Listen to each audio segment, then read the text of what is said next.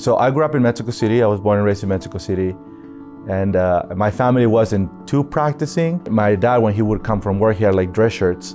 So he would take them off and then I would put them on. And then I would pretend that was my chasuble. And then I remember as a kid, my grandma hated me for this because I would cut her flowers in the garden.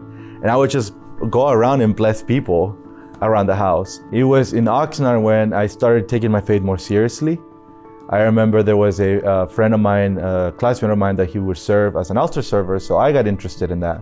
I was a junior. I had just finished my junior year at TAC, and my friend had invited me to their wedding, so it was at the school there. And I remember my vocation, my spiritual director at that time telling me that my vocation in life was that which was going to make me the happiest. And during the wedding, both of my friends, they were saying their vows, and when he was saying the vows, something in my head was like, put yourself in his shoes, how happy would you be? And then the priest started speaking, and then something in my head was like, put yourself in his shoes, how happy would you be? And when that happened, I remember I had a big smile, and I had this like burning thing in my heart, just this burning thing, and I opened my eyes and I said, that's it. That's what you want, Lord.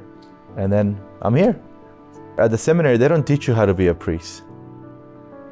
It's the people that teach you how to be a priest. I arrived to my assignment at Our Lady of Perpetual Help. I told them, I said, pray for me, because my first assignment, even as a transitional deacon now, is going to be very important these few next months, but also for the rest of my life, because it is here with you in the trenches that I'm able to learn not only who I am as a person, but who I am as a minister.